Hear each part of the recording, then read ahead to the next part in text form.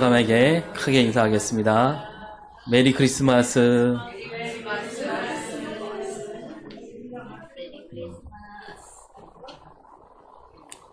메리 크리스마스가 무슨 뜻인지 알려드렸죠? 네? 앞에 메리가 뭡니까? 메리. 네? 메리가 뭐라 그랬습니까? 메리, 즐겁다, 기쁘다 그런 뜻이죠. 기쁘다. 네, 기쁘다. 크리스마스는 네, 그리스도와 미사가 합쳐진 말이에요. 그리스도, 미사. 그러니까 미사는 뭡니까? 미사?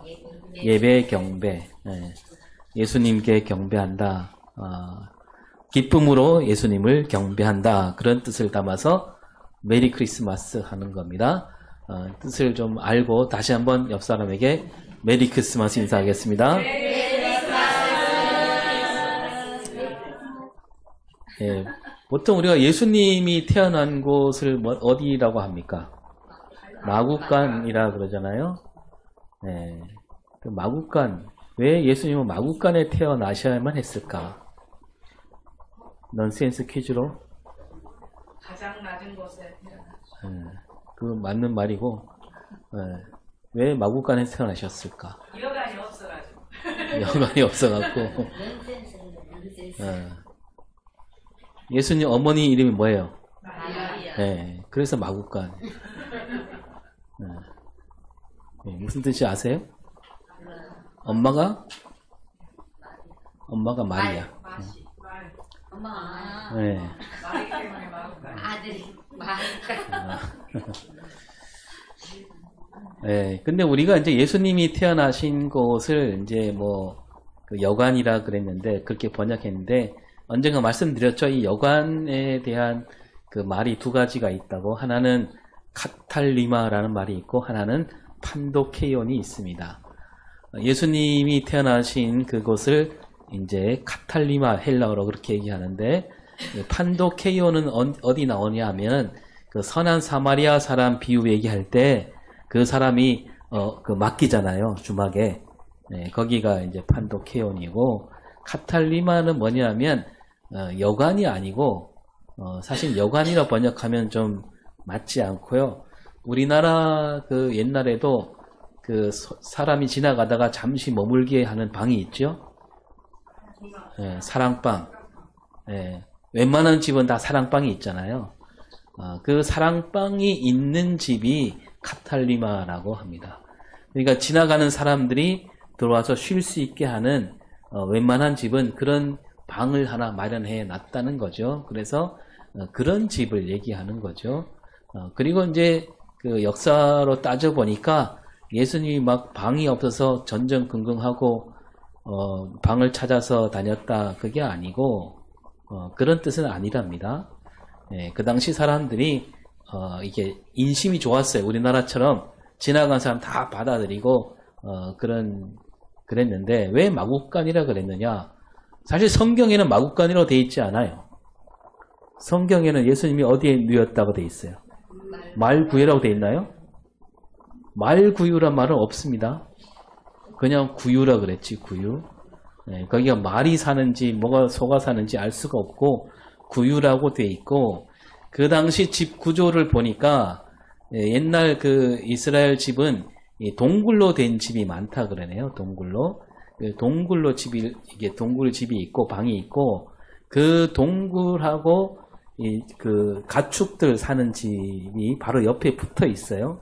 붙어 있는데, 그 가축들한테 먹이를 주려고 이렇게 구멍을 뚫어 놨습니다.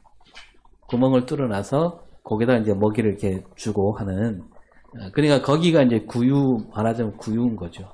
그 동물, 가축들이 옆에 있기 때문에 그 집이 좀 더 따뜻하다는 거예요. 가축들 그 몸에서 나는 열기.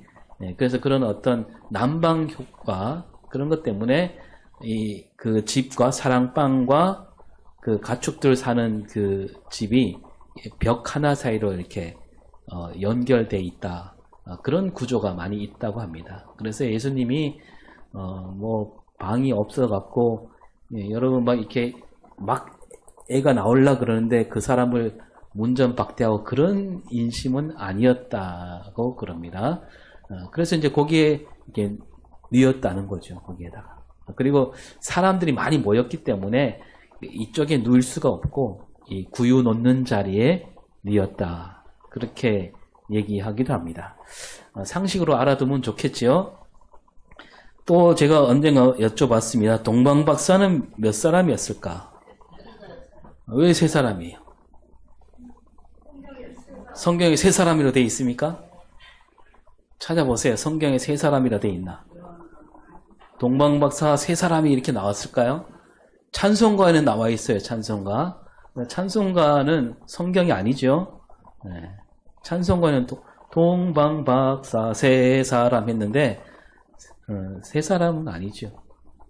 그냥 예물을 세 가지 드렸다 그래갖고 우린 세 사람이다 그러는데 아니 그 세 사람이 같이 동방박사들 여럿이 모아갖고 마련했을 수도 있고요. 그죠? 또 어떤 사람이 뭐 6사람인데 2사람씩 짝지어서 마련했을 수도 있고 그건 알 수가 없는 거예요. 꼭 세 사람이라 보기 어렵다. 여러 사람일 수도 있고 혹은 또 2사람일 수도 있고 그런 거죠. 근데 우리가 예물을 보고 아마 사람들이 세 사람이겠거니 그렇게 했는데 그건 성경에 나온 말은 아니다. 이 정도는 알아야 되겠죠. 그리고 그 예수님이 오시는 날은 추웠을까요? 아니면 선선했을까요?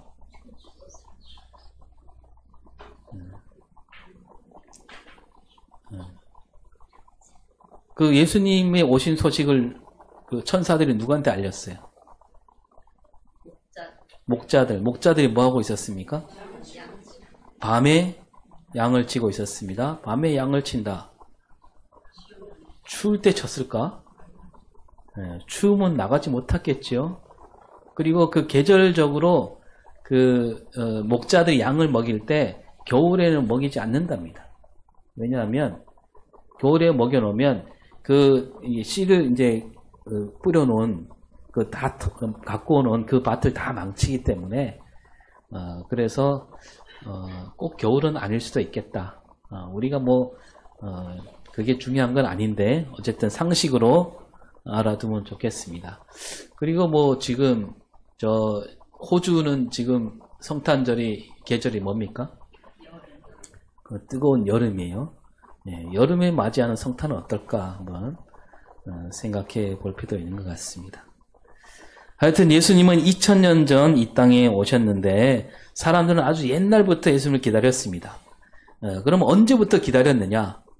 구약 성경에 따르면 이스라엘 백성들이 가장 어려울 때, 그러니까 바벨론으로 끌려가게 될 때 왕도 잡혀갔고요. 나라도 잃었고 땅을 잃고 아무런 소망이 없을 때, 정말 앞이 캄캄할 때 그때 예수님을 기다립니다. 메시아를 기다립니다. 그 구약시대 선지자들이 외치기를 너희들이 하나님 앞에 큰 죄를 지어서 앞으로 힘겨운 시절을 겪으리라 이렇게 말하면서 곧이어 말하기를 그러나 하나님께서 너희들을 다시 우리를 건지시리라.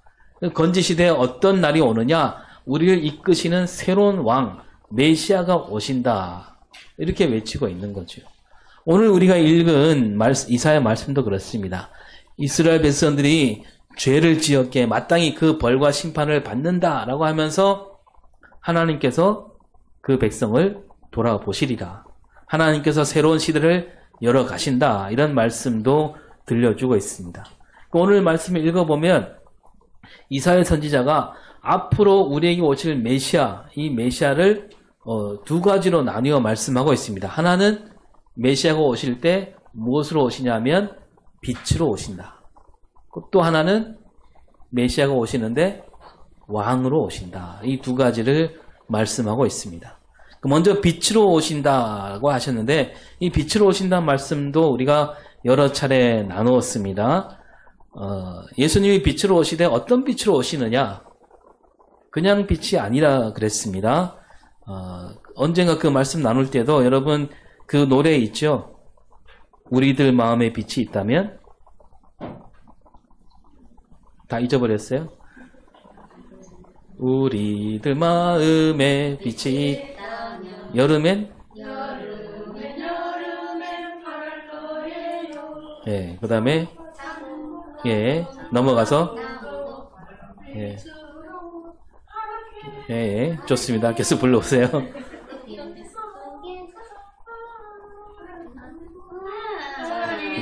예.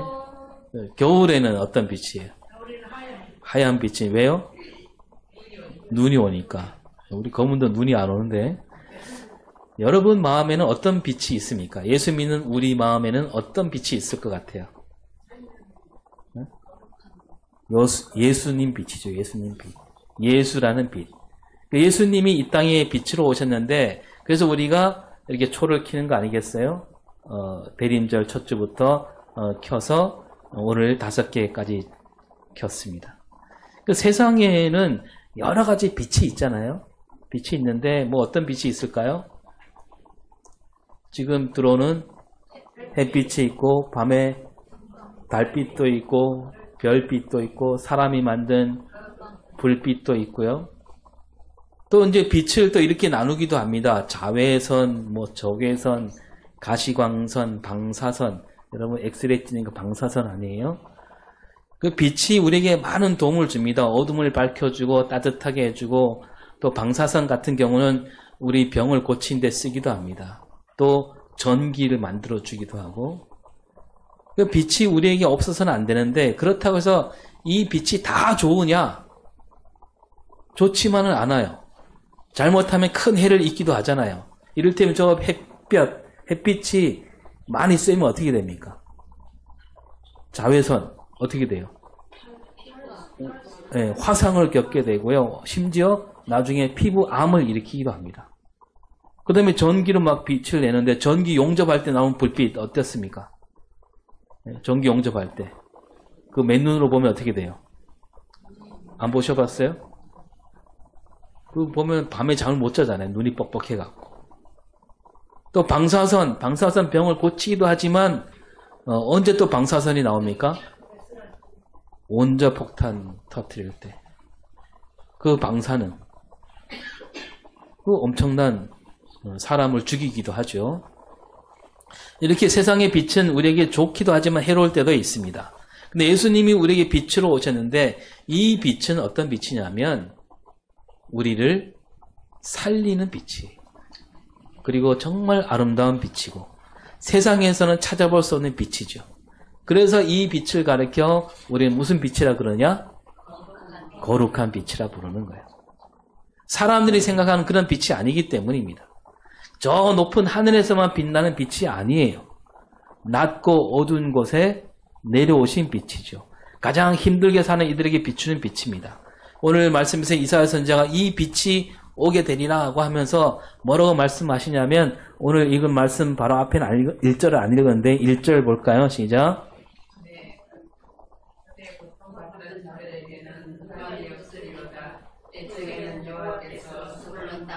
납달리 땅이 멸시를 당하게 하셨더니 후에는 해변길과 요단 저쪽 이방의 갈릴리를 영화롭게 하셨느니라. 예. 앞에 말씀드린 대로 이스라엘 백성들이 하나님 말씀을 믿지 않고 따르지 않아서 죄를 지어서 큰 고통을 받게 됩니다. 근데 그 고통은 오래 가지 않으리라. 그러면서 고통을 받던 이들에게 뭐가 거치게 된다고요? 흑암이 거치게 되리라. 흑암, 고통이죠. 하나님이 그 흑암을 다 걷어주신다. 특별히 스불론 땅과 납달리 땅을 얘기합니다. 이 스불론 땅과 납달리 땅은요, 그 이방 나라 두로와 시돈 땅에 맞닿아 있습니다. 그 이웃 나라들이 툭하면 쳐들어왔지요. 그래서 이 사람들은 늘 시달리며 살았습니다. 그 어두운 땅이나 마찬가지였습니다. 하나님이 이제 그 흑암을 거두시겠다. 그 거두셔서 고통을 사라지게 하겠다. 그리고 거기에 뭐 갈릴리도 있는데 흑암을 거두심으로 해변길과 갈릴리가 영화롭게 된다. 그 이방 나라들로부터 멸시를 당하던 땅이 하나님께서 비추는 빛으로 말미암아 영화롭게 된다라는 거지요. 그 빛이 비치니까 흑암이 거칠 수밖에 없다. 그 하나님이 세상을 지으실 때도 그랬잖아요. 태초에 어땠습니까? 세상이 뭘로 가득 찼습니까? 어둠으로, 흑암으로 가득 찼어요. 그때 하나님이 뭘 먼저 만드셔요? 빛을 만드십니다. 빛을 만드시니까 흑암이 물러가게 된 거죠. 이스라엘 백성들이 이처럼 흑암 가운데서 멸시와 고통을 당하고 있었는데 하나님이 그들에게 빛을 비춰주시리라. 그러면서 2절에 뭐라고 되어 있습니까?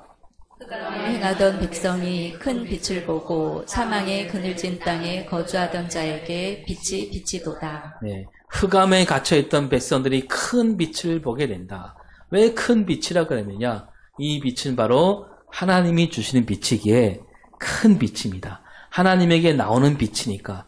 그래서 그 어떤 흑암도 몰아내는 그런 빛이라는 거죠. 그 빛이 누구를 가리키는 겁니까? 예수님을 가리키죠. 왜냐하면 앞에 1절에서 갈릴리 나오잖아요. 갈릴리. 예수님이 자라나신 곳이 갈릴리잖아요. 그래서 이 빛은 예수님을 가리키는 거죠. 이 빛은, 이 큰 빛은 어둡던 곳을 환하게 비춰주는데 그 죽음의 그늘진 땅에 살아가던 이들에게도 비추게 한다. 죽어가던 이들에게 빛을 비춘다. 이 무슨 뜻입니까? 죽어가던 이들에게 빛을 비춘다. 이거는 그렇죠. 죽음에서 생명으로 옮긴다는 얘기입니다.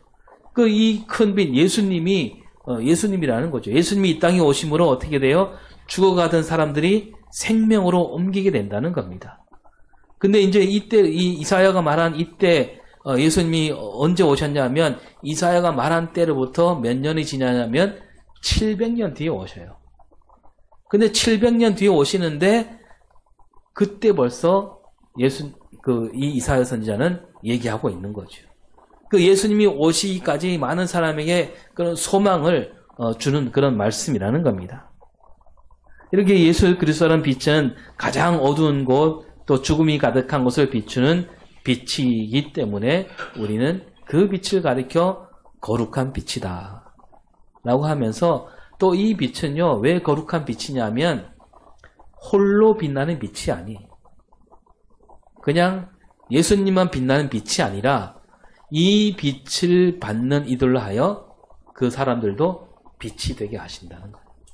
전에 한번 말씀드렸지만 여러분 저 햇빛, 태양이 빛날 때 뭡니까? 수성, 금성, 화성, 또 누가 있어요? 목성, 천왕성, 해왕성 있잖아요. 그런 별한테도 그런 행성에도 빛을 비춰갖고 달도 비춰주잖아요. 그래서 그런 행성들로 빛이 나죠. 근데 그 태양빛을 받은 그것들이 스스로 빛이 되나요? 스스로 빛을 낼 수가 없어요. 달빛이 그냥 달에서 저절로 나는 빛이 아니에요. 햇빛을 받았기 때문에 빛이 나는 거예요. 그래서 여러분 월식이 있잖아요. 월식. 지구가 그 태양을 가리면, 달사에서 가리면 달이 빛이 안 나요. 근데 예수님은 그렇지 않다는 거예요. 빛이신 예수님은 어떻게 하냐면 마태복음 5장을 볼까요? 너희는 세상의 빛이라. 산 위에 있는 동네가 숨겨지지 못할 것이요. 네. 뭐라고 하시냐면 너희는 세상의 빛이다. 너희는 세상의 빛이 되라 그게 아니라 그냥 너희는 세상의 빛이다. 예수를 믿는 이들은 다 뭐가 된다? 빛이 된다는 거예요. 요한복음 8장 12절을 볼까요? 세상의 빛이니 나를 따르는 자는 어둠에 다니지 아니하고 생명의 빛을 얻으리라. 예. 예수님을 따르는 이들은 예수님께 빛을 받아갖고 그 거울처럼 비추는 그런 빛이 아니라 예수님이 그 빛을 주신다는 거예요. 빛을 얻게 된다는 겁니다. 생명의 빛을 얻게 되는 거예요. 그러니까 예수님이란 빛은 그 혼자 저 멀리 높은 데서 반짝거리는 그 빛이 아니라 그 예수님을 따르는 모든 사람으로 하여 빛이 되게 하시는 그런 빛이라는 겁니다. 그 어떻게 그럴 수 있을까요? 예수님이 우리에게 빛을 나눠주신 거예요. 희생하신 겁니다. 여러분 텔레비전에 나오는 가수, 탤런트, 배우들을 가리켜서 우리가 뭐라고 부릅니까? 스타라 그러잖아요. 스타. 스타가 뭡니까? 별이잖아요. 별. 요즘 연말이 되면 가수들 한 자리에 모이기도 하고 배우들 탤런트, 개그맨들 한 자리에 모여서 뭐 합니까? 시상 상을 주고받고 하잖아요. 그래서 스타들이 한 자리에 모였다 그러죠. 별들이 한 자리에 모였습니다. 여러분 그러나 제 아무리 이름난 스타라 해도 그 스타를 따른 사람들에게 그 사람들이 그 팬들에게 그 빛을 나눠줄까요? 나눠주지 않습니다. 나눌 수가 없습니다. 그냥 그들은 멀리 있는 별일 뿐이에요. 스타일 뿐입니다. 저 밤하늘에 있는 그런 별과 비슷해요. 그냥 멀리서 보면 막 아름답게 반짝거립니다. 그런데 여러분 가끔 뉴스에 나오면 어떻습니까? 그 스타들이 가까이 가보니까 어떻게 됩니까? 반짝거리지 않아요. 더러운 곳이 많아요. 흠도 많습니다. 우리 밤하늘의 별과 비슷해요. 그죠? 저 밤하늘에 빛나는 별 가까이 가면 거기에 생명이 없는 것이 수두룩합니다. 멀리서 볼 때만 아름다운 거예요. 또 여러분 이번에 그 계엄령 사태를 보면 그 군인들을 이끄는 지휘관들 다 어깨에 뭐가 달렸어요. 여기 다 별을 붙이고 있잖아요. 한 개짜리는 잘 보이지도 않아요. 보니까 어때요? 막 3개, 4개 달았어요. 그래서 그 군대 생활하다 보면 별들이 나타났다 그러면 막 사병들이 다 숨어요. 별이 나타났다고. 네. 그 눈에 띄면 안 돼요. 그 3개, 4개를 떡하니 붙이고 나오는데 그 사람들 나와서 하는 걸 보니까 어떻습니까? 별을 붙이고 있긴 하지만 다들 하나같이 무슨 별이 돼요? 요즘 그러잖아요. 저 별들 다 무슨 별이다? 2글자로? 네. 여러분 입을 더럽히기 싫어서 네. 아무튼 그런 별이래. 2글자로. 근데 예수님은 다르다는 거죠. 예수님도 우리에게 별입니다. 스타입니다. 그 예수님 이야기를 그린 뮤지컬 중에 제목이 슈퍼스타 지저스라는 그런 뮤지컬이 있는데 그냥 스타가 아니고 무슨 스타? 슈퍼스타. 이게 무슨 말이냐면 예수님은 저 멀리서만 반짝이는 스타가 아니라는 얘기입니다. 우리도 빛나게 하신 분. 예수 믿는 사람들 다 빛나게 되는 거예요. 예수 믿으면 제대로 믿는 사람은 얼굴에 빛이 날 수밖에 없습니다. 왜냐하면 우리 안에 빛이신 예수님이 들어와 계시니까. 여러분 얼굴이란 말 뜻이 뭡니까? 얼굴. 이것도 말씀드린 적이 있는데 얼굴 그 글자 뜻이 뭡니까? 얼굴이 뭐냐면 얼 알죠? 얼 빠졌다 할 때 얼. 그 얼이 들어있는 굴이라는 얘기예요. 이 굴은 원래 꼴이란 말에서 나왔어요. 그래서 얼이 들어있는 그 꼴, 그게 얼굴이. 그 얼을 담고 있는 그릇이 얼굴이라는 거죠. 그러니까 그 속에 어떤 얼을 담고 있느냐에 따라서 얼굴이 달라지는 거예요. 이거는 잘생기고 못생기고 그런 말과 전혀 다른 얘기죠. 하나님께서도 그래서 외모를 보지 말라 하신 뜻도 여기 있는 겁니다. 그래서 우리가 뭐 잘생겼다 이 말을 따지고 보면 이게 얼굴이 잘생겼다 그런 뜻이 아니라 얼굴 가운데 얼 말고 굴, 그러니까 다시 말해서 꼴, 그 꼴이 잘났다는 얘기죠. 그 뭐 TV에 나오는 뭐 그 가수도 탤런트 다 예쁘고 잘생겼잖아요. 사실은 얼굴이 예쁘고 잘생겼다 그게 아니라 그 얼은 어떤지 몰라요. 그 안에 얼이 어떤지 모르죠. 그들이 잘생기고 예쁜 건 뭐가 잘생기고 예쁜 거예요? 겉에 꼴, 꼴이 잘생긴 거예요. 따지고 보면 얼굴이 아니고 얼은 어떤지 모르거든요. 그래서 그분들에게 우리가 뭐 따져서 얘기하면 뭐라고 불러야 되냐면 야 얼굴이 참 예쁘다 그게 아니고 꼴이 참 좋다. 그게 맞는 말인 거예요. 그러니까 우리 예수 믿는 사람들은 우리 안에 예수라는 얼이 들어있기 때문에 우리는 늘 빛날 수밖에 없다는 거죠. 그 예수님에게는 고운 모양도 없고 풍채도 없고 흠모할 만한 아름다운 것도 없다라고 말씀하고 있잖아요. 그러나 그 예수님이 우리로 하여 빛나게 하신다는 겁니다. 우리는 그 거룩한 빛이신 예수님을 맞이하는 사람들이에요. 우리 안에는 거룩한 빛이 있는 거예요. 가장 어두운 곳을 비추는 빛, 가장 힘겨운 것을 비추는 그런 빛이 우리 안에 있다는 거죠. 그래서 우리가 먼저 뭘 해야 되느냐? 예수님을 맞이한다는 게 뭐냐? 나를 살펴야 되는 거죠. 나에게 가장 어두운 것이 어디냐? 예수님을 맞이하게 되면요, 나에게 가장 어두운 것을 찾을 수 있어야 돼요. 그 빛으로. 그 내 마음 한 구석에 꽁꽁 감추어둔 것이 뭐냐? 그거 우리 살필 수 있어야 됩니다. 그 어두운 곳에 예수님의 빛을 비춰야 돼요. 여러분, 누구나 사람이 살면 누구나 마음에 쓴 뿌리가 있잖아요. 어릴 때부터 지금까지 살아오면서 힘들었던 경험, 정말 어려웠던 일들, 그런 일들이 꽁꽁 쌓여있는 경우가 많잖아요. 켜켜이 쌓아오던 슬픔, 분함, 원망이 있잖아요. 남들에게 쉽게 드러나지 못하는 일들. 심지어 교회 와서 기도할 때도 그 기도조차도 하지 못하는, 누군가 들을까봐 그 아픈 기억들. 여러분, 그거 주님 앞에 다 드러낼 수 있어야 됩니다. 덮어놓으면 빛을 받을 수 없잖아요. 곰고 덧난 상처를 주님께서 비추는 그 빛으로, 치료하는 빛으로 여러분 씻어낼 수 있기를 바랍니다. 그리고 우리 이웃 가운데 어둡게 사는 사람들이 있어요. 그들에게 가서 우리가 빛을 비추는 삶을 살아야 됩니다. 그래서 우리가 가장 먼저 예수님 앞에 데려올 사람들은 어떤 사람이냐? 그럭저럭 살만한 사람, 그런 사람보다는 우리가 도와주지 않으면 안 되는 사람들. 그들에게 우리가 먼저 빛된 손을 내밀어야 되겠지요. 그리고 우리 사회 어두운 것을 찾아가야 됩니다. 성경에서 그래서 이렇게 말씀하죠. 야고보서 1장 27절을 볼까요? 하나님 아버지 앞에서 정결하고 더러움이 없는 경건은 곧 고아와 과부를 그 환난 중에 돌보고 또 자기를 지켜 새 속에 물들지 아니하는 그것이니라. 네. 하나님 아버지 앞에서 참된 경건이 뭐냐? 먼저 고아와 과부를 돌보는 일이다.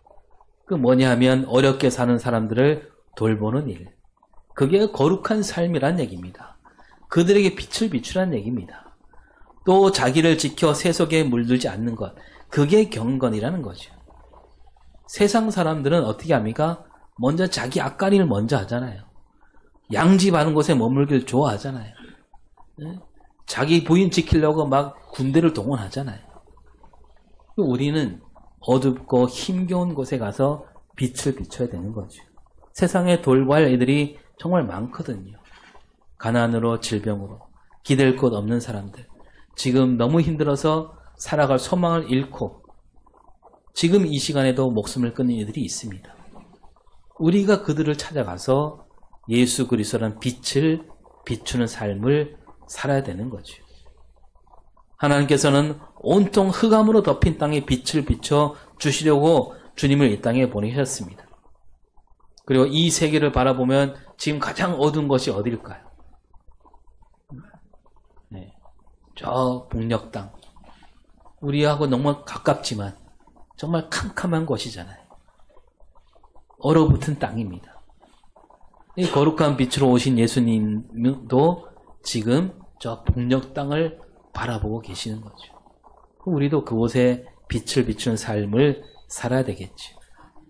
자, 이사야 선지자가 또 예수님은 빛이다라고 말하면서 또 하나 말한 게 뭐라 그랬습니까? 예수님은 이 땅에 오실 때 뭘로 오신다? 왕으로 오신다는 거예요. 어떤 왕이요? 거룩한.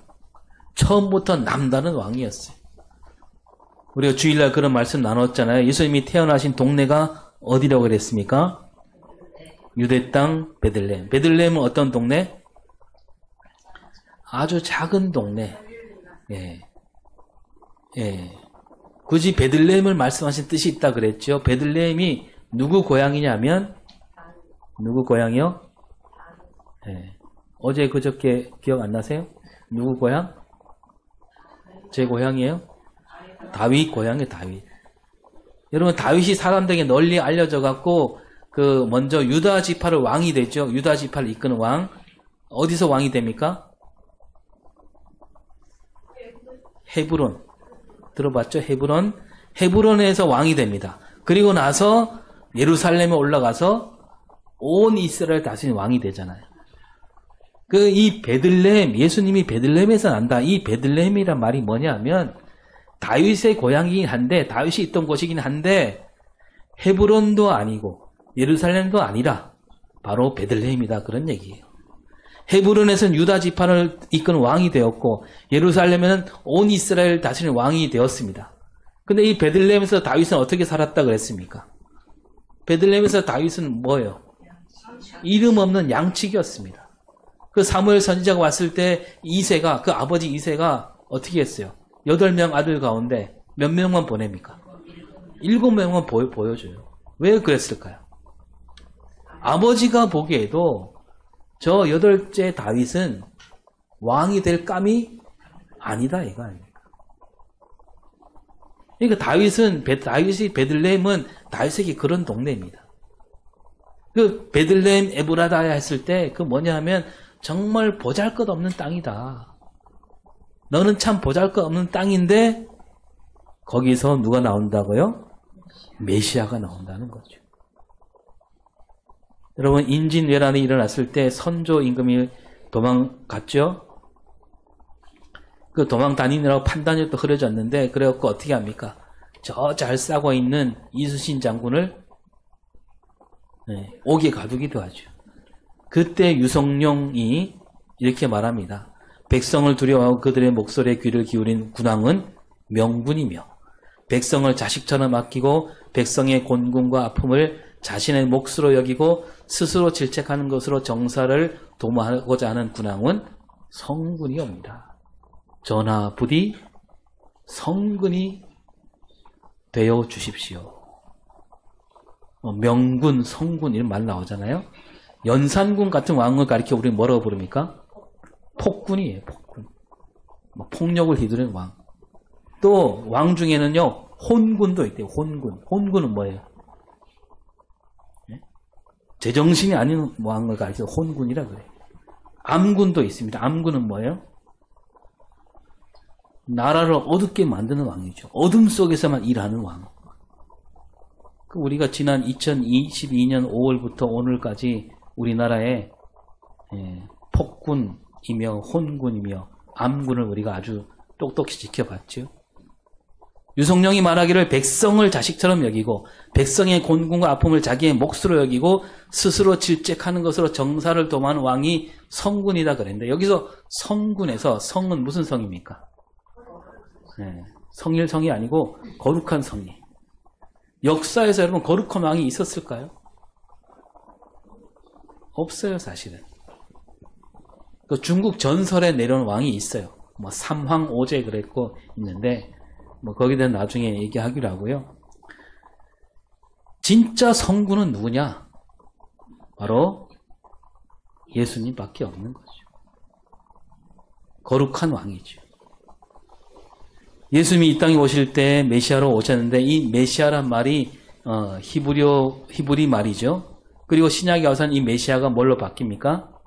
헬라어로는 그리스도. 우리말로 하면 왕인데 예수님 왕으로 오셨는데 거룩한 왕, 성군으로 오셨다는 겁니다. 그런데 동방박사들이 먼 길을 달려와서 예수를 찾아왔습니다. 동방박사들도 왕들이다 이렇게 보기도 하는데 이 처음에 동방박사들은 어디로 달려갔습니까? 별을 따라서 오다가 예루살렘으로 갔어요. 왜냐하면 왕이라면 저런 베들레헴 시골이 아니라 큰 도시에 있겠지. 또 제자들도 처음에 예수님을 따를 때 예수님이 왕이 되리라 꼭 그런 마음으로 따라다녔지만 동방박사들이나 제자들도 예수님을 어떤 왕으로 봤느냐? 성군으로 봤을까요? 거룩한 왕으로 봤을까? 아니, 놀라운 능력으로 저 로마를 무너뜨리고 이스라엘을 새롭게 일으킬 왕, 그런 왕으로 생각하고 따른 겁니다. 하지만 예수님은 그들이 생각하는 왕이 아니라는 겁니다. 이스라엘 백성을 왕하면 다윗 왕을 떠올리는데 예수님 보면서 다윗과 같은 왕을 바란 거죠. 여러분 다윗이 나라를 잘 다스렸어요. 어떤 나라와 싸워도 지지 않았습니다. 하나님도 잘 섬겼습니다. 그래서 이스라엘 역사에서 가장 뛰어난 왕으로 남아있지요. 그런데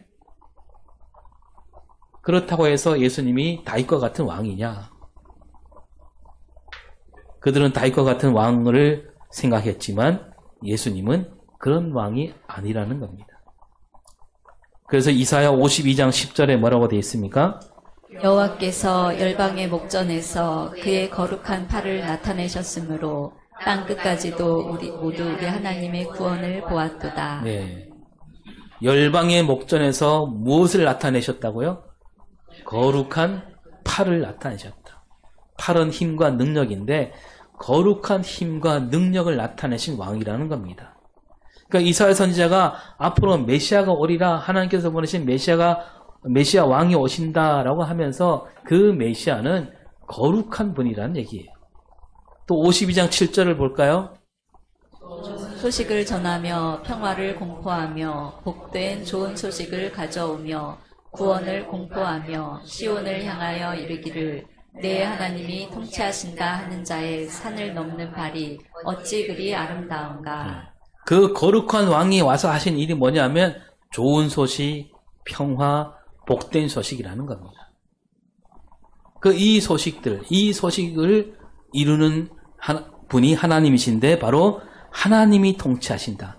하나님이 다스린 세상으로 만든다는 얘기입니다. 예수님이 이 땅에 오셨을 때도 예수님이 이렇게 외치시잖아요. 때가 참에 뭐가 가까이 왔다? 천국이, 하나님 나라가 가까이 왔다. 하나님이 다스린 세상을 만드시는 그런 왕이라는 겁니다.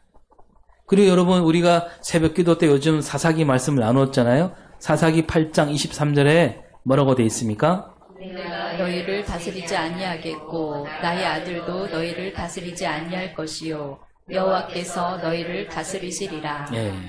누가 다스린다고요? 기드온이 다스리지 않는다는 거예요. 기드온이 미디안 군대를 아무리 물리쳤지만 앞으로 기드온이 나는 다스리지 않겠다. 오직 여호와께서 다스리라. 왜냐하면 하나님이 다스린 나라가 참된 평화를 가져다 주기 때문인 거죠. 그래서 예수님이 태어나실 때 누가복음 2장 10절 시작. 말라 보라 내가 온 백성에게 미칠 큰 기쁨의 소식을 너희에게 전하노라. 네.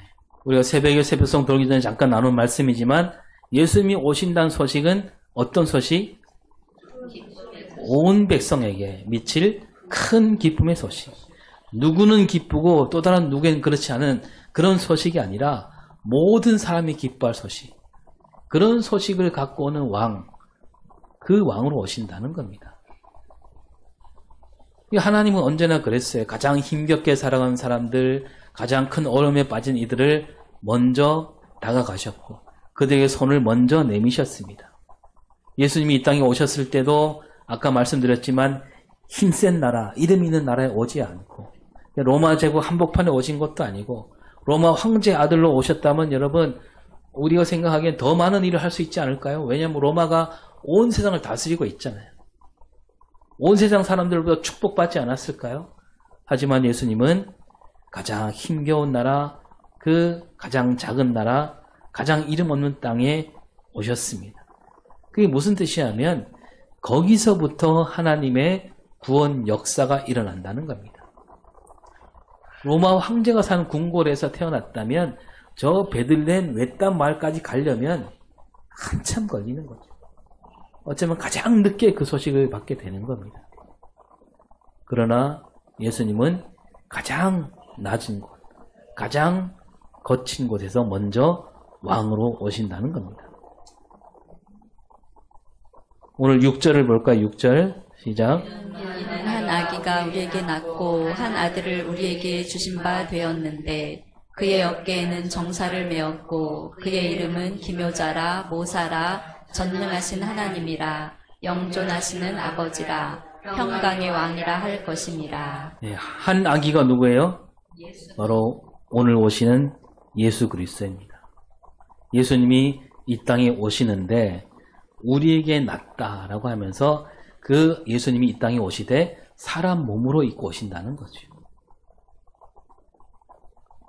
그 예수님께서 이 땅에 오실 때 어깨에 정사를 메었다. 이 땅을 다스리도록 권세를 가졌고 기묘자 뭡니까?